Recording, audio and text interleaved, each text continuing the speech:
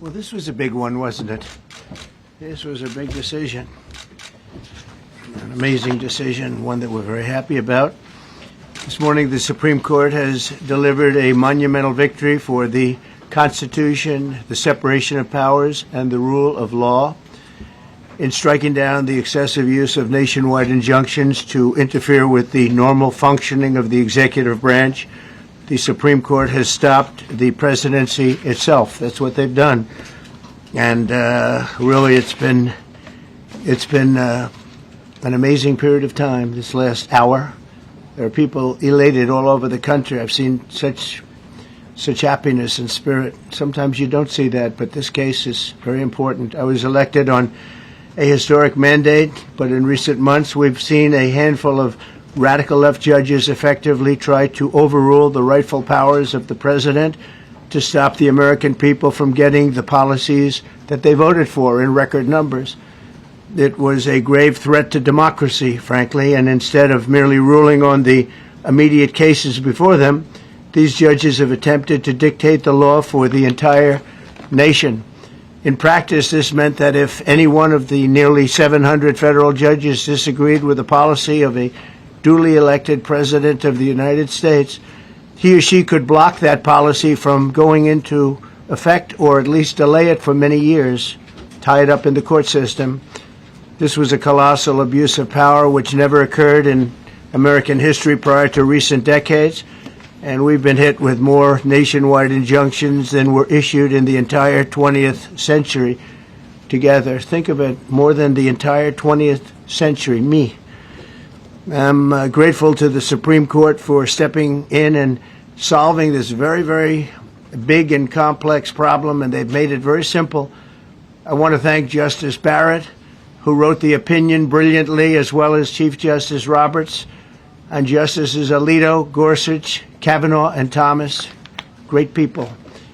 Thanks for this decision, and thanks to this decision, we can now promptly file to proceed with numerous policies that have been wrongly enjoined on a nationwide basis. And some of the cases we're talking about would be ending birthright citizenship, which now comes to the fore. That was meant for the babies of slaves. It wasn't meant for people trying to scam the system and come into the country on a vacation. This was, in fact, it was the same date, the exact same date, the end of the Civil War. It was meant for the babies of slaves, and it's so clean and so obvious. But this lets us go there and finally win that case, because hundreds of thousands of people are pouring into our country under birthright citizenship, and it wasn't meant for that reason. It was meant for the babies of slaves. So thanks to this decision, we can now promptly file to proceed with these numerous policies and those that have been wrongly enjoined on a nationwide basis, including birthright citizenship, ending sanctuary city funding, suspending refugee resettlement, freezing unnecessary funding, stopping federal taxpayers from paying for transgender surgeries, and numerous other priorities of the American people. We have so many of them. I have a whole list. I'm not going to bore you, and I'm going to have Pam get up and say a few words, but there's really, she can talk as long as she wants, because this is a very important decision. This is a decision that covers a tremendous amount of territory.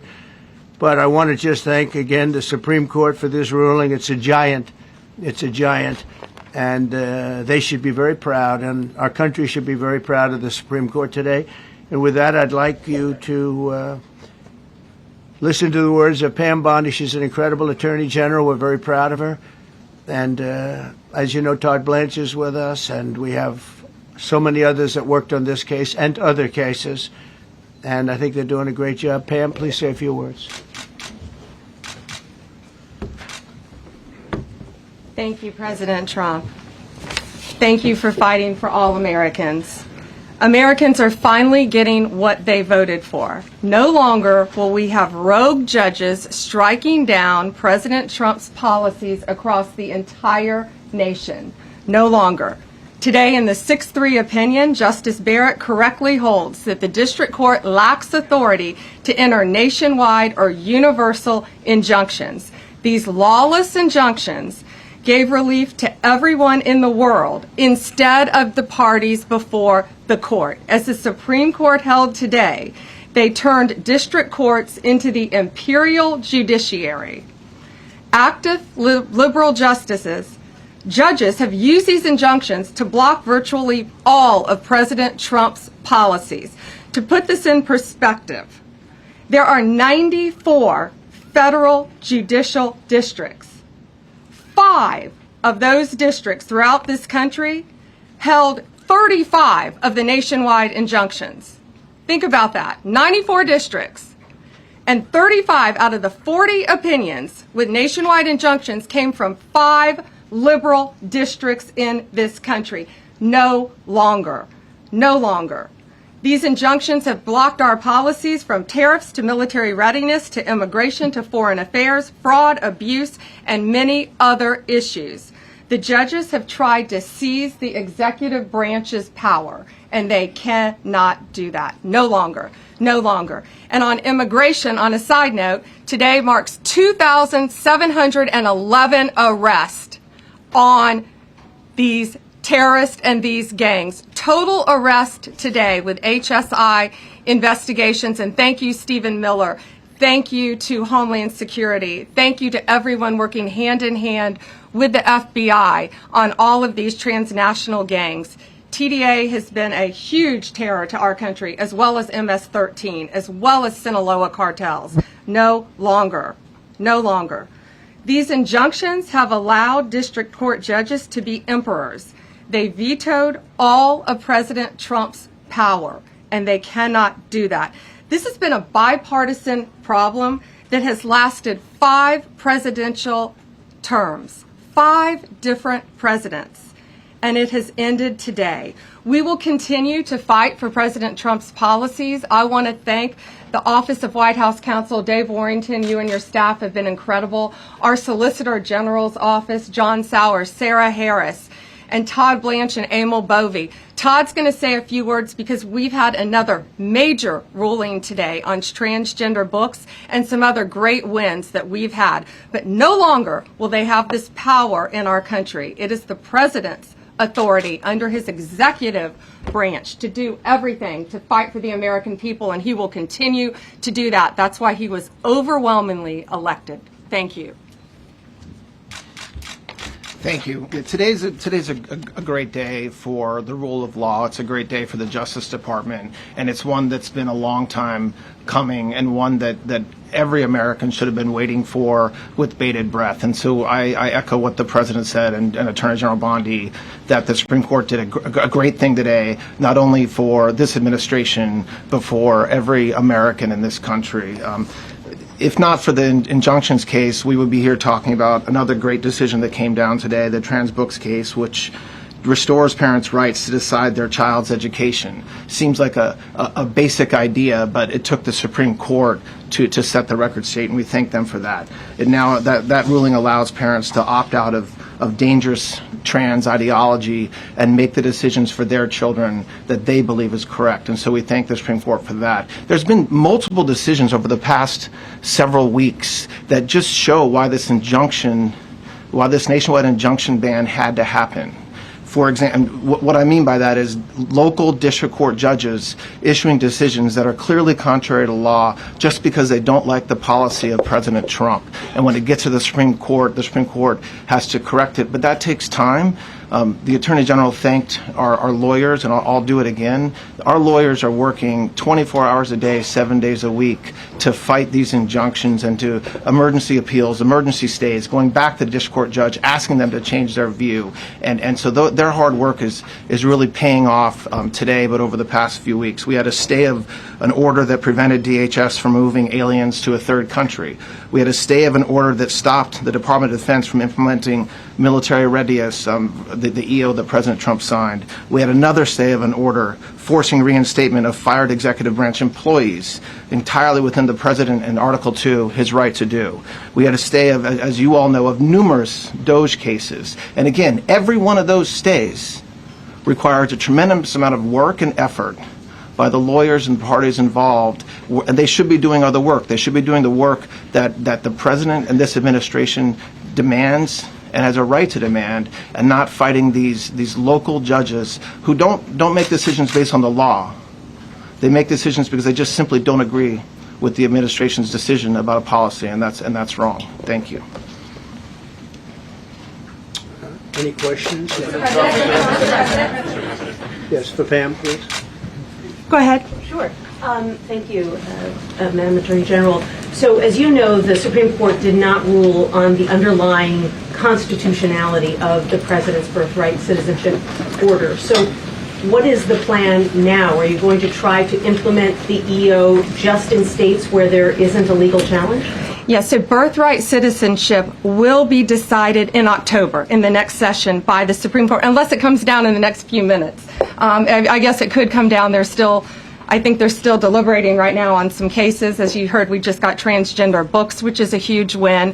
But most likely, that will be decided in October in the next session. However, it indirectly impacts us because, as you correctly pointed out, if there's a birthright citizenship case in Oregon, it will only affect the plaintiff in Oregon, not the entire country. So yes, it's indirectly, but that's pending litigation, and we're waiting on that in the next term. And how concerned are you that the Supreme Court will come back and determine that the executive order is unconstitutional? Oh, we're very confident in the Supreme Court. But again, it's pending litigation, and that will directly be determined in October, but it indirectly impacts every case in this country, and we're thrilled with their decision today. Peter. Madam Attorney General, thank you for being here to take our questions. A couple questions to the both of you. The EO had a 30-day grace period before it goes into effect.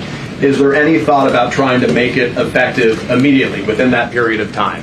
We're going to follow the law. We're going to make those decisions, and we're going to do what's right in the bounds of the law. And then the DOJ didn't ask the justices to rule on the merits of the birthright citizenship ban. Just for explanation purposes, why? Sure, because that's going to come down in October in the separate. This was huge because it's indirectly impacted today. As I said, it's case by case. Let me reiterate, of the 35 of the 40 nationwide injunctions filed against this president, against his executive authority as President of the United States, 35 of them came from Maryland, D.C., Massachusetts, California, Washington. I mean, that's crazy. These 5 districts. So yes, it indirectly impacts us. It will be a separate decision in October. Next question. Thank you, Mr. President. A question for you, sir. Do you believe this ends the power of the lower court judges to stop your agenda? Do you see this as a full green light for your agenda going forward? Well, you'd have to really speak to the lawyers about that. But this is really also a decision based on common sense. It didn't work the other way. It was a disaster where somebody from a certain location in a very liberal state or a liberal judge or a liberal group of judges could tie up a whole country for years because their decision would sometimes take years to overturn. We've overturned many of the decisions, but it would take years to do it. And we have to act quickly when it comes to illegal immigration. We have murderers, killers, we have drug dealers, we have what they've allowed to come into our country. Should never be forgotten. It should never be forgotten what they've done to our country.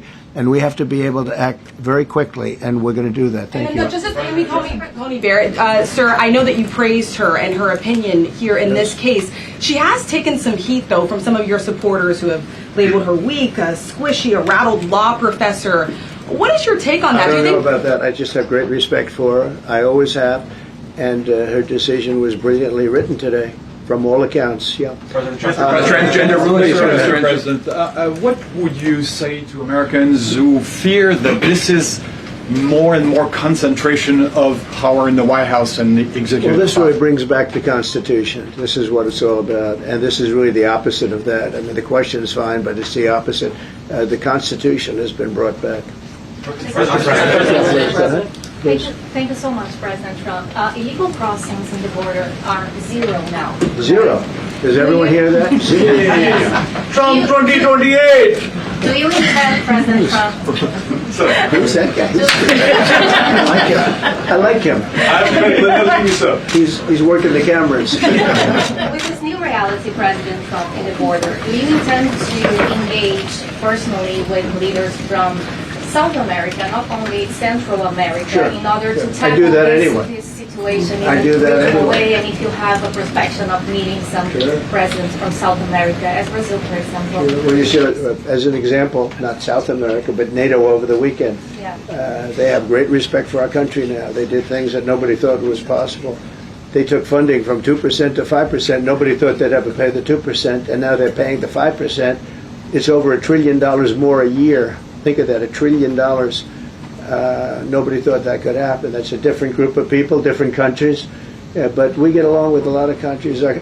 We are respected again. Our country, the U.S., is respected again.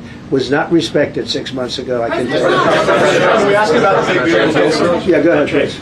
Yeah, Mr. President, you have a deadline coming up on trade in 2 weeks. Which countries, if On what? any, on trade, on tariffs, Yeah. sir? Which countries, if any, are close to agreements with the administration? Well, that's an interesting question. We've made a deal with China. We've made a deal with probably 4 or 5 different countries. With the UK, it was a great deal for both. And we're in the process of making some others. But ultimately, in fact, Scott is here, and Howard Lutnick, these 2 guys have been doing an incredible job, and the people that work with them have been doing an incredible job. But, we have 200 countries, you could say 200 countries plus. We can't do that. So at a certain point over the next week and a half or so, or maybe before, we're going to send out a letter. We talk to many of the countries, and we're just going to tell them what they have to pay to do business in the United States. And it's going to go very quickly. But some of the bigger countries, so India, I think we're going to reach a deal where we have the right to go in and trade. Right now it's restricted. You can't walk in there. You can't even think about it. We're looking to get a full trade barrier dropping, which is unthinkable. And I'm not sure that that's going to happen, but as of this moment, we've agreed to that, go into Indian trade. We're going to be trading in China. That's going to come a little bit down the road, but we're going to be trading in China. We have a lot of great things going, and we're getting along with countries, but some will be disappointed because they're going to have to pay tariffs. And we've taken in already hundreds of billions of dollars in tariffs. No inflation. The only problem we have is we have a Fed guy that doesn't understand what's happening, and it would be great if he'd lower the rate because we'd be able to borrow a lot cheaper. Yeah, go ahead, please. Why don't we keep it on this subject? This is such a big subject. You know what? Trade is so big, but this, I don't know, in a certain way, this might be bigger than trade. I think this is bigger than trade. Yes, please, go ahead. I was wondering, though, if you could... Go ahead. Sir, on the transgender ruling, the Supreme Court ruling that parents with religious objections can pull their kids out of public school lessons that use LGBTQ materials. Pam brought it up. Your reaction to that ruling today, sir? I think the ruling was a great ruling, and I think it's a great ruling for parents. It's really a ruling for parents. They lost control of the schools. They lost control of their child. And this is a tremendous victory for parents. And I'm not surprised by it, but I am surprised that it went this far. It took us to bring life back to normal. So it's wonderful. It's parental. And I kept saying, we will give you back your parental rights. They were taken away, and this is a tremendous victory for parents. Yeah. Mr. President, if you look at the back at the last week, it's been extraordinary in terms of the action in the Middle East. You were at The Hague. I'm wondering hell of a week, hasn't it? I'm wondering now if you believe that Iran. I'm wondering now, sir, if you believe that Iran has given up its long history of ambitions with nuclear weapons, or what you would like to see from them to prove that they do, and what type of meetings is your administration looking for next week with Iran? So Iran wants to meet. As you know, their sites were obliterated. They're very evil nuclear sites. They were now has been proven. We had some fake news for a little while. The same people that covered the Hunter Biden laptop was from Russia. The same people that did 3 or 4 other Russia hoax. But on their ambition. No, wait, just listen. They came up with something that delayed the credit that our great pilots and these great what talent that was, and they hit it right down in the spot. 52,000 feet. Think of this dark, no moon, you couldn't see a thing, and they hit the refrigerator door, as they say. That's the size of a target, and overwhelmingly, and it's amazing what was done. We're the only ones that could have done it, and we took out the 2 of the other sites also. In addition to that, we finished them off. That was a very evil intention. I believe that, and again, time will tell, but I don't believe that they're going to go back into nuclear anytime soon. They spent over $1 trillion on nuclear, and they never got it together. And nothing was moved from the site, by the way. To do that is very dangerous. It's very, very heavy material. Those cars were most likely the cars of masons because they were pouring concrete at the top, at the hatch, as you know, the hatch going into the nuclear site. they wanted to reinforce it, and they had some masons there pouring concrete. By the way, that concrete was obliterated. It hit exactly at the concrete. It was, I don't think it had a chance to dry, but everything's down there. It's under millions of tons of rock. Please. Yes. Your administration has said that El Salvador is one of the safest countries in the hemisphere. So why haven't you yet canceled temporary protected status for that country? Was it part of the deal? Well, we'll take a look. We've had a great relationship with El Salvador. They have a fantastic leader. They built a massive prison system.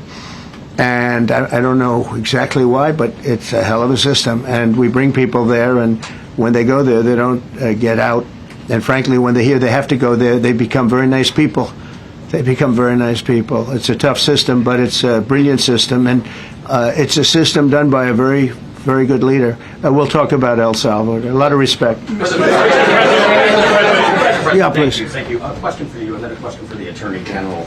As you go into negotiations and talks with Iran, are you demanding not only that there would be no uranium production inside of Iran, but also that Iran would turn over all existing stockpiles of uranium? Well, you know, we're a little early for that, but something like that, yeah, we'll do something like that. Let me say that I've been saying for 25 years, even as a civilian, you cannot let them have a nuclear weapon, and that's what happened. It's been obliterated. It would be years before they could ever get going, and I really think it's probably the last thing. They have to recover from a hell of a tough war. Would you also be demanding that the IAEA have full rights to inspect in Iran? Or somebody, yeah, or somebody that we respect, and then including ourselves. And a question for both the President and the Attorney General. Under birthright citizenship, if this is implemented, who would be tasked with actually vetting citizenship?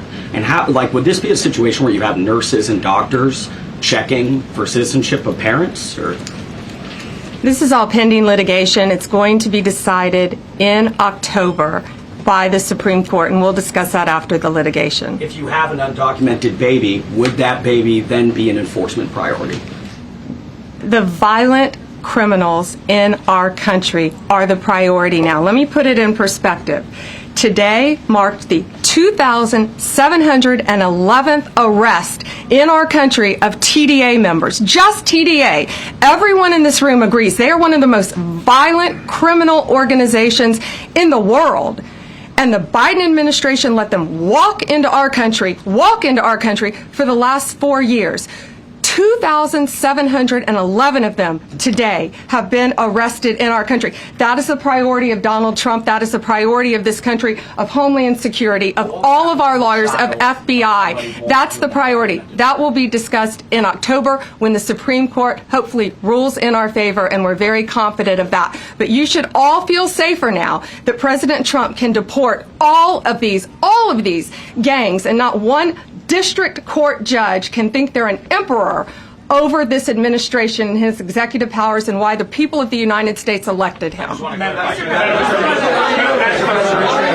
just might add one thing, and you know, they used birthright citizenship, some of the worst people, some of the cartels, to get people into our country, just so you know.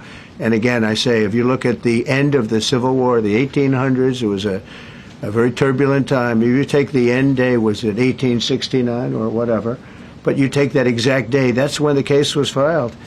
And the case ended shortly thereafter. This had to do with the babies of slaves, very, very obviously. And I think we're going to win. People didn't, I don't think they went about discussing it right. I came along and we looked and we said, wait a minute, this is wrong. We've been looking at birthright citizenship wrong for years, but they've used it. The cartels have used birthright citizenship to get very bad people in, and what Pam's doing and what Todd and everybody else, what they're doing at DOJ and all over, FBI, ICE, Border Patrol, these are incredible people. They're trying to keep our country safe, and they don't want to have people come in. This is just another way that they get illegal immigrants into our country, and in some cases, very, very bad ones. Go ahead. Thank you, Mr. President. On your tax bill, if I could for a moment, senators are racing to rewrite parts of it right now after the Senate parliamentarian ruled that sections of it were outside of the process that they're using to get this through. Do you think that senators should respect the decisions of the parliamentarian? And what have you personally done in the last 48 hours to try and get Republican senators who are against the bill to a yes? Well, look, it's a great bill. It's a massive tax cut. If it's not approved, your taxes will go up by 68%. Think of that, 68, a record, the highest in the history. The Democrats won't approve it only because politically it's so good for the Republicans. The Democrats aren't approving it. But think of what they're not approving. They're not approving border security. We've done a great job at the border, but we have to add some wall. We have to do various things. We have no money for that. We have no money for the border. We have no money for so many things. But if the Democrats, it'd be interesting to see if we get any Democrat votes. We should. If I were a Democrat, I would absolutely, maybe Fetterman, because he seems to be the most sensible one lately. If I were a Democrat, I would vote for this bill all day long because it's tax cuts and so many other things that are common sense. They're basic things. I think they're doing fine. The parliamentarian's been a little difficult. And I would say that I disagree with the parliamentarian on some things, and on other ways she's been fine. But we'll have to see. It's a big issue. I will tell you this: if that bill doesn't pass, the country will get a 68% tax increase. So think of this: you're a Democrat and you vote against it. That means you're voting in favor, because essentially you're voting in favor of the largest tax hike in the history of our country.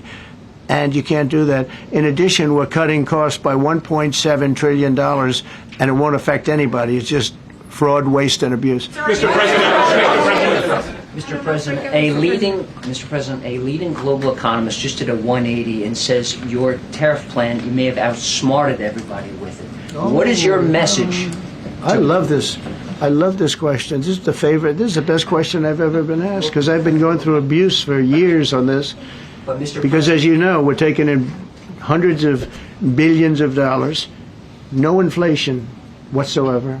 But, Mr. President, what is your message to critics who think your tariff plan will cause a recession? I think they should go back to business school. It's so obvious. It's so obvious. I mean, we're taking in billions and billions of dollars from China and a lot of other countries. We took in. I had a call from somebody in the House and a high official. Sir, we have a problem. We don't know what to do. The books are a mess. I said, what do you mean by the books? The books, the money coming in. It's so terrible. I figured, oh boy, what's this? I don't like this question. I said, so what seems? There's so much money coming in, and there must be some kind of an accounting mistake, because we have hundreds of billions of dollars more money than we thought. I said, do me a favor, go check call me back. You have to call me back. Check the tariff column. He calls me back 2 hours later, says, you're right. We took in $88 billion in tariffs. They have so much money coming in. But more important than the money coming in, we have companies coming in, factories coming in, auto plants being built. AI is being built here instead of being built all over Europe and Asia. We have all of it. We have over $15 trillion, just about, Scott. I think we're right about that number. We went to Saudi Arabia. We went to Qatar, we went to UAE, very smart people, very smart leaders, great leaders, and we took in $5.1 trillion just there. Without the tariffs, I mean, they also liked a thing called November 5th, November 6th, and November 7th. That was a very good little period of time. It's called the presidential election.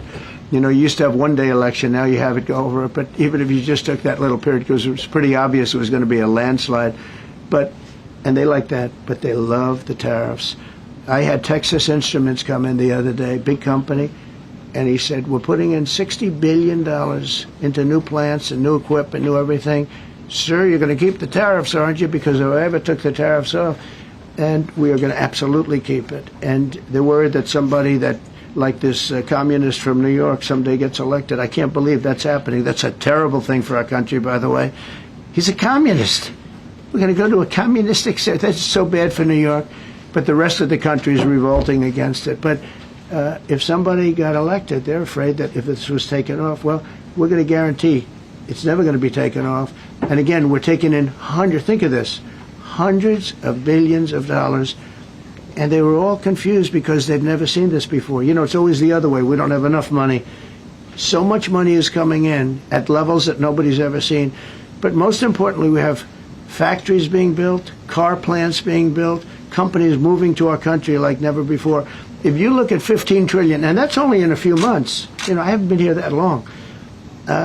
presidents like the last one was a disaster. He's the worst president in the history of our country, by the way. What he did on our border can never, ever be forgotten. To me, that's the worst of all the things. And he's done some terrible things, grossly incompetent. Nobody knew it was him because I don't think it was him. I think it was whoever was controlling the auto pen. But our country is doing great. And those leaders and other leaders, I just left, as you know, a large group of the most highly respected people. And that includes big countries. When you look at Germany and France and Spain, although Spain didn't come through, but they will. By the way, guaranteed they will. That was the only country that sort of tried to hold back on putting up the money. But just so you know, they said, it's unbelievable what's happened to the USA. You were a dead country. We didn't respect the country, the leader. You were dead as a doornail. One said to me, you went from being a dead country, you are right now the hottest country anywhere in the world. The whole world is talking about the USA, and everybody wants a part of it, and they're pouring into our country, and you're going to see those numbers. Thank you for that question.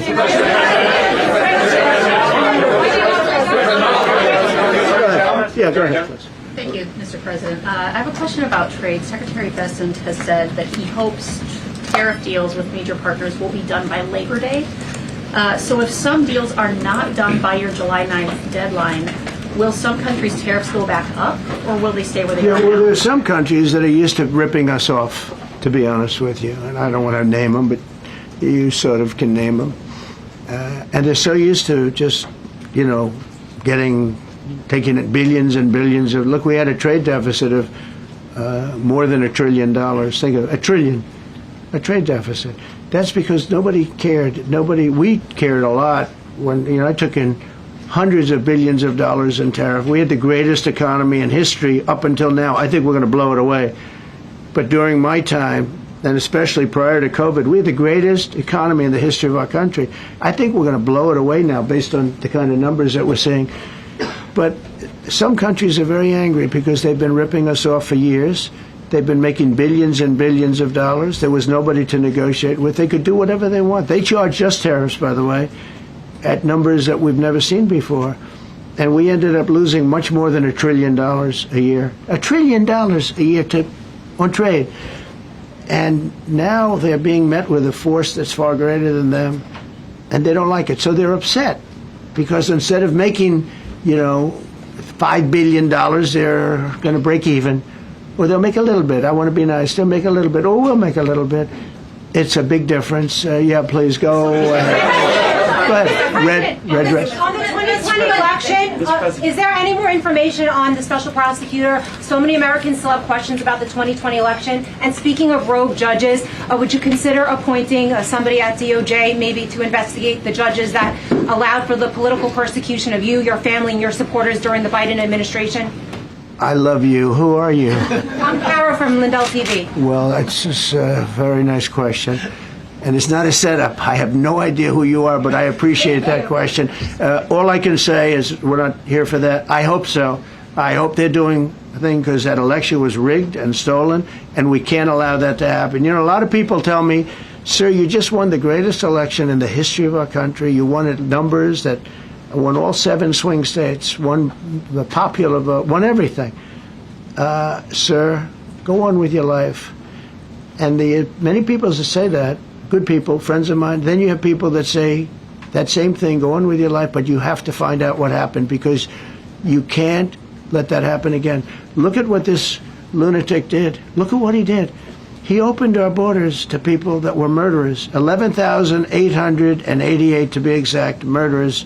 And we've captured many of those murderers, and we're bringing them back. Or some of them are so dangerous that we don't even want to bring them back. We're afraid they're going to try and come back in. But he allowed people to come into this country, people from mental institutions, insane asylums. That's a mental institution on steroids. People from mental institutions, gang members, drug dealers, people, jails being emptied out into our country. Venezuela emptied out almost its entire prison population into our country. But I don't want to blame them. Many countries have done that. The Congo, we have a great press conference coming up later, and it's the Congo and Rwanda. They were fighting for years, and it was machetes, it was vicious, it was as vicious, people's heads being chopped off. And I have a man who's very good in that part of the world, very smart, and put them together, and we're signing a peace treaty today. First time in many years they're going to have peace, and it's a big deal. You know, we talk about Russia, and we're working that one. President Putin called up, and he said, I'd love to help you with Iran.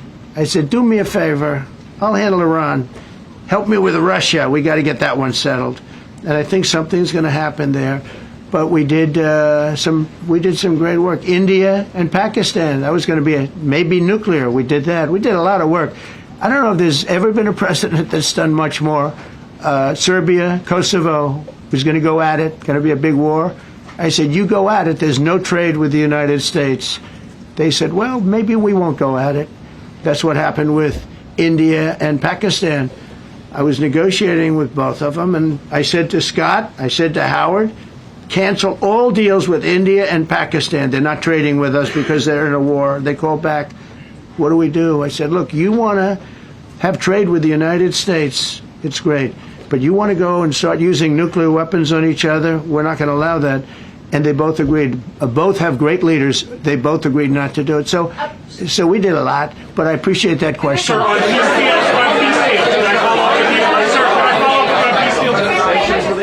Thank you so much. Thank you, Mr. Orange. President. Thank you, Mr. President. I was just speaking with Senator Ron Johnson on the One Big Beautiful Bill, and he says he really wants to get to yes for you and get this accomplished. He does. He's a good man. But he also said that he needs more time, and he is not certain that the July 4th deadline is possible. Well, then he's not such a good man. Because there's too much work to do. He's a good man. Ron How Johnson's important- doing a good job. He's very committed. Every Republican senator is committed. And, you know, you could have a couple of grandstanders, in all fairness. You could have somebody else. And it's very dangerous because our country would go from being the most successful country in the world to who knows what happens with a 68%, think of it, 68% tax increase. That was given by the Democrats because they like high taxes. I don't know what happened. You know, all my life, I'd grow up and I'd watch politicians talking. I'd say, oh, that's fun. And they were always saying, we will cut your taxes. We will cut your tax. I never heard it. They say, we will raise your taxes. And they elect people like this guy in New York that maybe has a chance. I find it hard to believe, but he maybe has a chance. They want to raise your taxes. So they want to see a 68% tax increase. That's more money than anybody could afford. You'd go into a depression if that ever happened. So I think there's a lot of pressure to get that approved. How important is the July 4th deadline to you? If It's important. It's not the end all. August? Looking longer, but we'd like to get it done by that time, if possible. And look, we have a lot of very committed people, and they feel very strongly about a subjects that you're not even thinking about that are important to Republicans. The problem we have is that it's a great bill. It's a popular bill, but we'll get no Democrats only because they don't want to vote for Trump. If that bill was their bill, oh, they would be so happy. It's so great for our military. It's great for everything. And they would normally vote, but because their hatred of Trump, they have Trump derangement syndrome at levels never seen before. And instead of voting for a tax cut, they're voting for a tax increase of 68%. They're voting to destroy Social Security, destroy Medicare, and destroy Medicaid. And we're voting to make them perfect and to make them better, make them stronger and better. They're going to destroy Medicaid, and they're going to destroy Medicare, and Social Security will follow.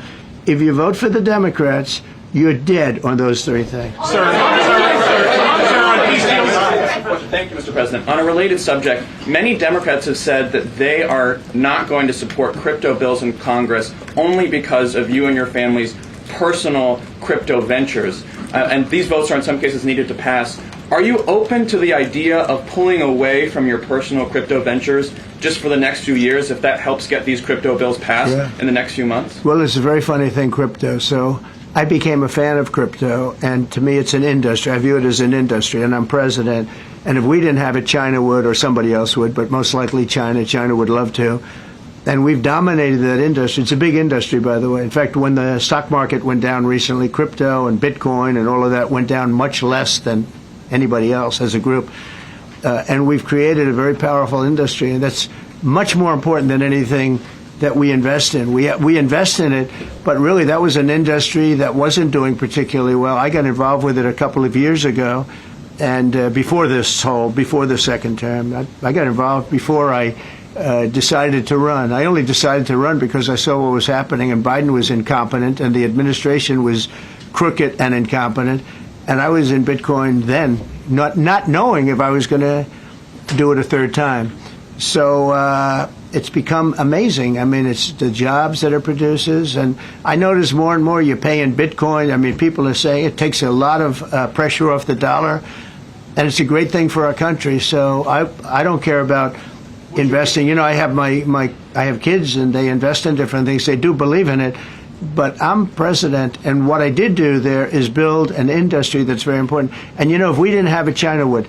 Okay. Sir, Mr. President. Go ahead. With the glasses. Gentlemen, go ahead, please. Go ahead. Thank you, Mr. President. So, are you going to cut funds in the sanctuary states, like, for instance, California? They keep supporting illegal immigration, and then these people work under Yeah, we're giving them a table. hard time. And also, a foreign policy question. I mean, they don't have a governor in California. They have a man that wants to give away everything to people that nobody's seen before. If we didn't go into Los Angeles with the military, which did a fantastic job, but if we didn't go into Los Angeles bringing in the National Guard, I would have brought the military if it was necessary, because you have to. We have the right to. That was another thing upheld by the Supreme Court. But if we didn't go in with the National Guard and be strong and tough, you wouldn't maybe have Los Angeles. It would be like the rest of California, the rest of Los Angeles. They lost 25,000 houses in a fire. They should have lost none. You know, I sent the water down. I had to break into their water supply because they just refused to do it. They're crazy. There's something wrong with them. They have plenty of water. They don't have droughts or anything. They have plenty. We let it come down from the Pacific Northwest. They routed all the water out into the Pacific Ocean for environmental reasons, okay? And now you have 25,000 houses, none of which would have burned down if you had the water. They didn't have water. They didn't have water for the fire pumps. They didn't have water in the sprinkler systems that people put in. So the answer is we're going to work with governors. We're going to work with radical left Democrats and Democrats, and we're going to make it good for everybody. We'll have to stop the crime in those. In the case of the cities, I think I can say just about all cities with heavy crime are run by Democrats. Go ahead. Yeah, with the glasses. I'm with you. Go ahead, yes. Yeah, no, the man behind you, yeah, please. President Trump, Anthony Mashak from Amphibia, Lebanon. I want to ask you regarding the threats posed by Iran's allies and proxies operating in the U.S. They were threatening your life. So what do you say about that? And regarding the Lebanon, because Hezbollah is as well part of Iran's allies, is there any time frame in Lebanon regarding disarming Hezbollah in Lebanon? Yeah, Lebanon is a great place with brilliant people. You know, it was known for the professors and doctors and had an incredible history. And hopefully we can bring it back again. I just appointed a friend of mine who's Lebanese, and I didn't know he was Lebanese. I've known him for 20 years, very, very successful man. And I just appointed him. And I said, why would you want that?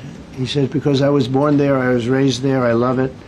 I love it so much. I said, you know, it's very dangerous going to Lebanon as ambassador. And he said, that's what they say, but I don't care about danger. I mean, this is a guy that is just a very big business guy. He wants to give up his whole life to go to Lebanon because he believes in it so much. We're with Lebanon all the way. We'll try and straighten it out. Your life as well. So what actions? Threaten my life? Yeah, they have threatened. I get that throbbing feeling every once in a while. Get that throbbing feeling, but you know what? That's okay.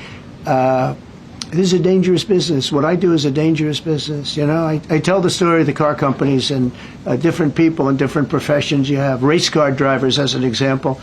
1/10 of 1% die.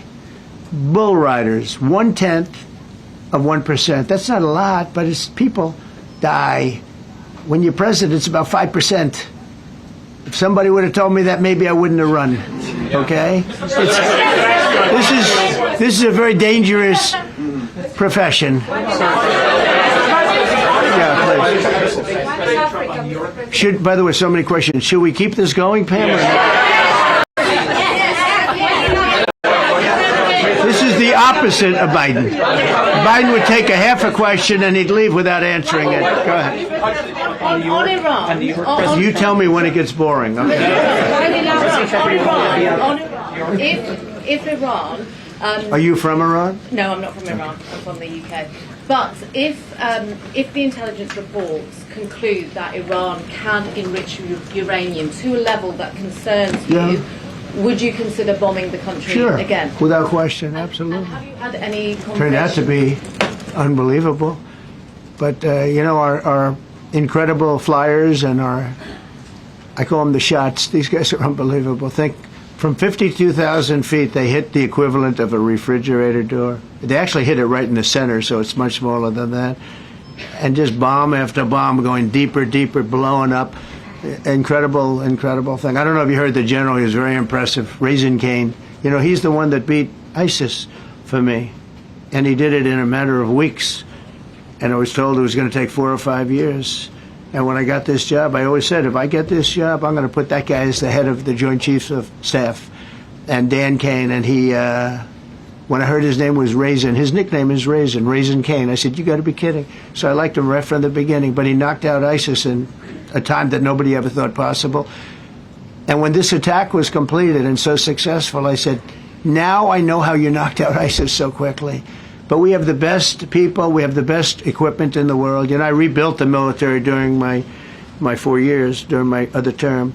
We have the best equipment in the world. The problem is we gave away, a lot of it, but small, relatively speaking. We gave a lot of it away to Afghanistan. Shouldn't have happened. That just shows how incompetent they were. They gave all that equipment away, billions and billions of dollars worth. Shouldn't have happened, but that was small compared to what we have. Now we have a great military with great people. Okay. Yeah, please.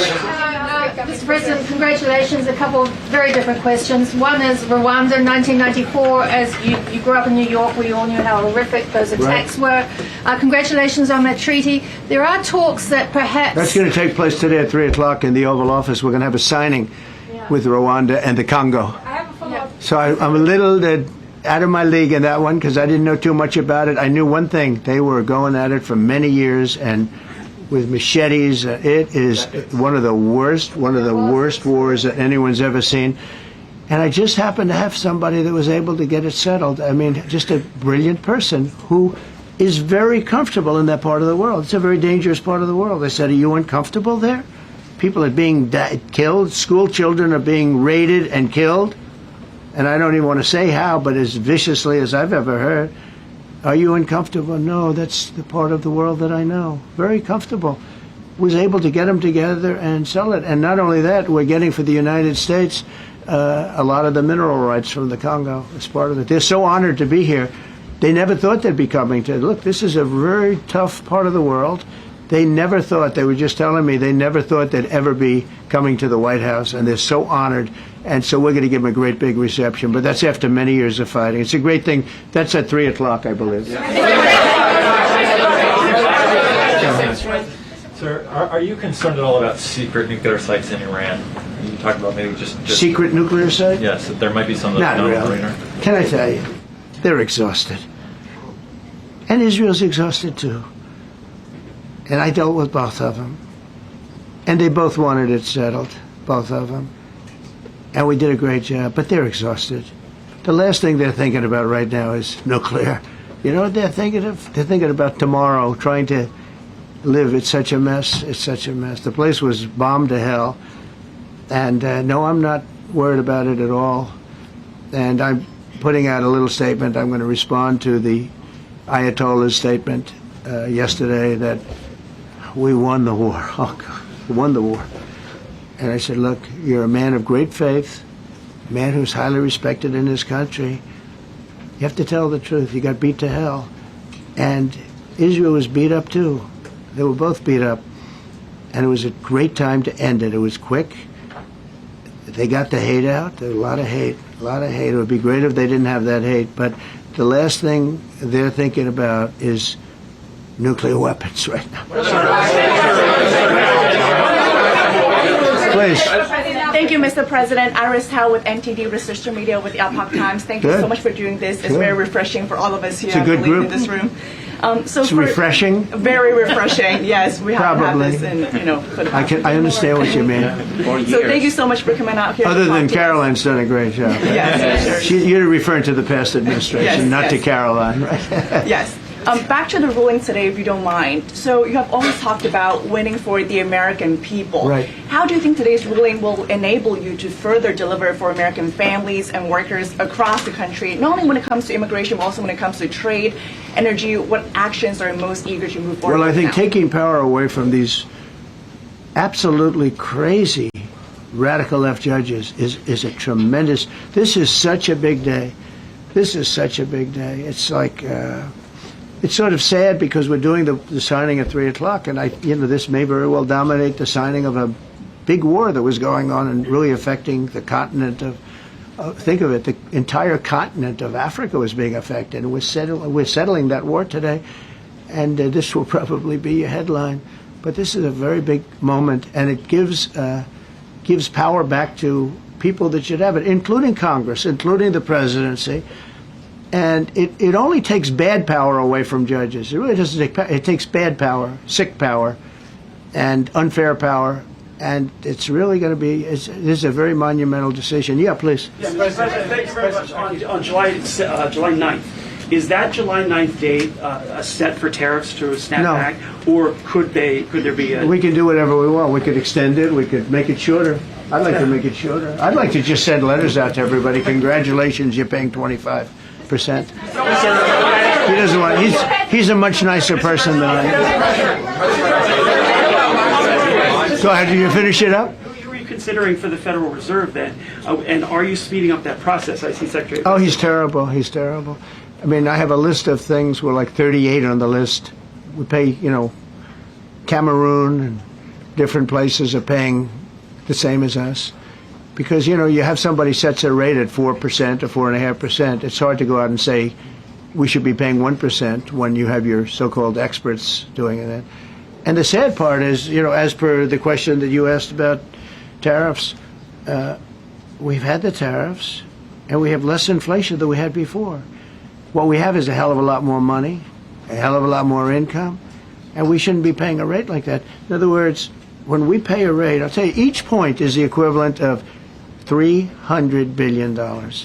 So if we had it down 3 points, because I think we should be at 1, you have Switzerland is at 0.25, in other words, 25% of 1%. And they're the number 1 right now, but we should be the number 1. And soon you're going to have, I think, you're going to have where the people will pay will pay, like we had a few years ago, where you put up money, you loan money, and you actually, instead of paying, you get paid. I love that. I don't know if it's any good, but I love it, where you put up money and you get paid. But we should be in a category, so we should be at the top of the list, not toward the bottom of the list. But we have a man who's not a smart man, and he probably has Trump derangement syndrome. And he's just not a smart person. What he's doing, though, he's hurting us for years to come. Because if we borrow money at 2 points higher than we should be paying, that's $600 billion. Wouldn't you say those numbers are about right, Scott? So it's 2 points would be about 600, actually more than that, but about $600 billion. All because the guy doesn't want to lower the rates. He's doing the service, a very disservice. And then he goes up and talks about, I'd like to see costs come down. He gets up and he does his little thing for 5 minutes, and he goes out and he goes back to the beach. He goes, I'd like to see costs come down. Well, he could lower the interest cost by $900 billion a year. All he has to do is lower rates. And everybody's saying, I was watching some of the business shows today, and they're saying, Trump's right. He should really be cutting. The country's doing well. We have no inflation. Now, despite him, we're doing great. But if we got the rates down, we would be a rocket ship. So I think that'll be it. And I just want to thank everybody. This is a really big day. We've had a big week. We've had a big week. We've had a lot of victories this week. NATO was a tremendous victory.